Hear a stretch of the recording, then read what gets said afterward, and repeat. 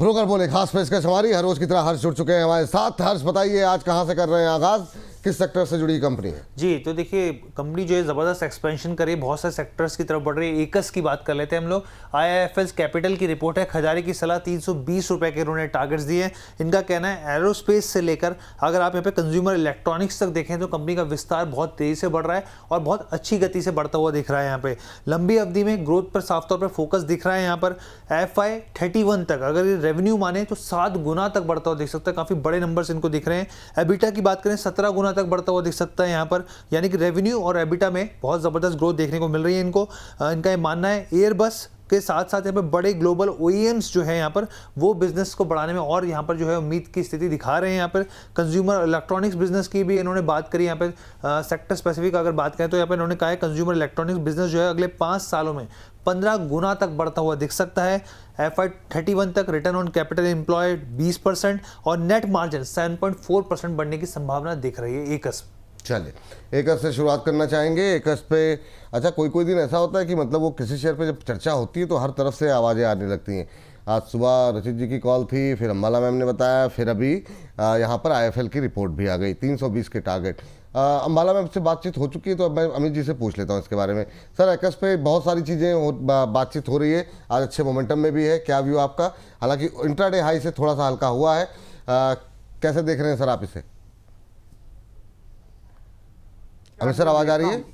Yes आवाज आ रही है सर। आपको आ रही है आवाज? नहीं आपकी आवाज तो बहुत शानदार है सर। हाँ तो देखिए सर, ये कैसा है ना, लास्ट मंथ का इसका क्लोज था 235 रुपए का लास्ट मंथ का हाई क्लोज था इसका, और इस महीने इसने 229 रुपए का लो टेस्ट किया हुआ है और लास्ट मंथ का हाई था 247.80 का। तो उस जोन पे 247 245 के जोन पे मिले तो टारगेट से मैं सहमत हूँ, लेकिन थोड़ा सा निगोशिएट करके लेना चाहिए क्योंकि स्टॉप लॉस बहुत बड़ा 192 रुपए के आसपास का स्टॉप लॉस है। तो अगर डिप मिलती है 235 240 रुपए के आसपास तो वहां पर लीजिए 320 रुपए के टारगेट लग सकते हैं सूनर और लेटर। चलिए ठीक है, सहमत है एक तरीके से। स्टॉप लॉस का ध्यान रखें, लेवल्स का ध्यान रखें जो बताया गया अमित जी की तरफ से। अगली कंपनी की तरफ बढ़ते हैं। हर्ष अगली कंपनी कौन सी होगी? जी कल्याण ज्वेलर्स की बात कर लेते हैं यहाँ पर, और सिटी की रिपोर्ट है। खजारी की सलाह 750 रुपए के उन्होंने टारगेट दिए, यानी कि डबल से भी ज्यादा 111% का जंप। इस हिसाब से टारगेट्स के देखें तो जबरदस्त उनको मानना है कि आने वाले दिनों में स्टॉक जो है डबल तक पैसा बनाता हुआ दिख सकता है। अब इन्होंने कहा है यहाँ पे कि Q1 में भारत का जो रेवेन्यू है, अगर इस हिसाब से कंपनी के हिसाब से देखें टोटल रेवेन्यू 38% बढ़ा है।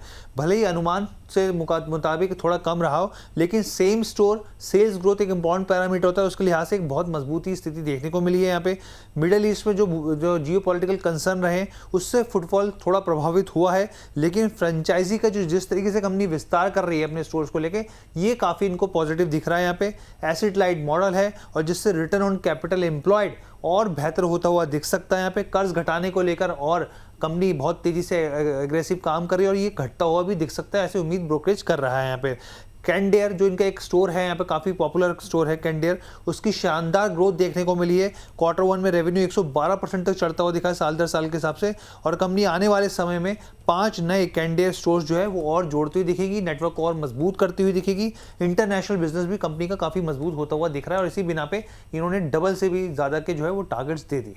चलिए ठीक है, 750 तक के टारगेट यहाँ पर निकल करके आए हैं। अम्बाला मैम सहमत हैं आप कल्याण ज्वेलर्स के ऊपर सिटी की इस रिपोर्ट से 750 के टारगेट? यस, लेकिन हो सकता है कि 1 साल की जगह पे आपको 1.5 साल तक लग जाए। So with that view I am convinced with this given targets और करंट प्राइस पर भी खरीदने लायक है।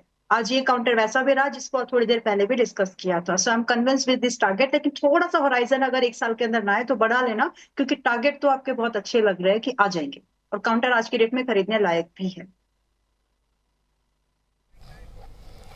चलिए ये बात यहाँ पर निकल करके आई है। अगले शेयर के लिए चलते हैं हर्ष के पास।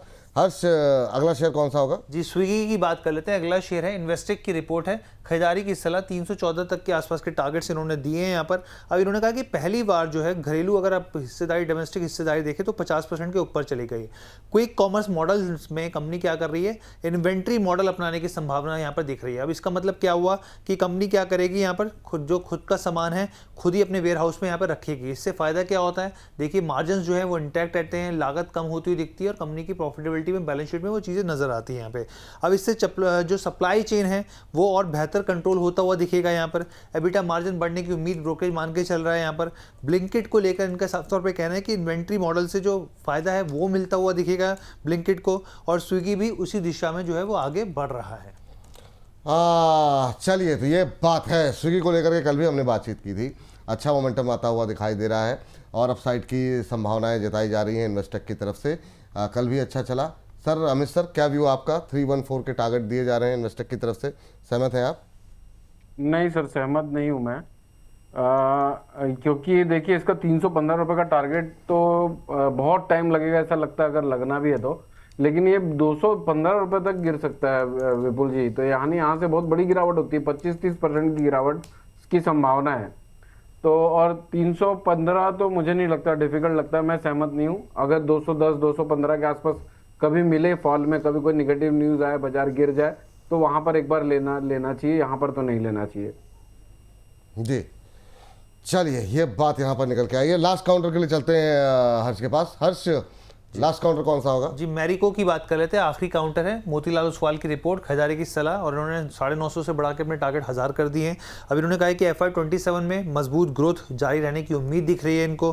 पैराशूट और वैल्यू एडिड ऑयल है, जो हेयर ऑयल होता है, उस सेगमेंट में एक अच्छी मांग दिख रही है यहाँ पर। फूड और प्रीमियम पर्सनल केयर के सेगमेंट की बात करें तो वहाँ पे बिजनेस और बढ़ता हुआ दिख सकता है। इनपुट कॉस्ट घटने से यहाँ पर ऑपरेटिंग मार्जिन और बेहतर रहने की संभावना दिख रही है यहाँ पे।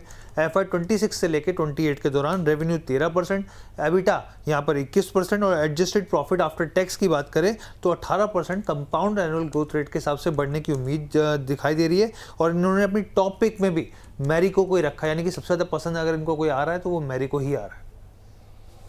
चलिए, ठीक है, ये बात निकल के आई है। इसी के साथ इस सेगमेंट को यहाँ पर हम समाप्त करेंगे।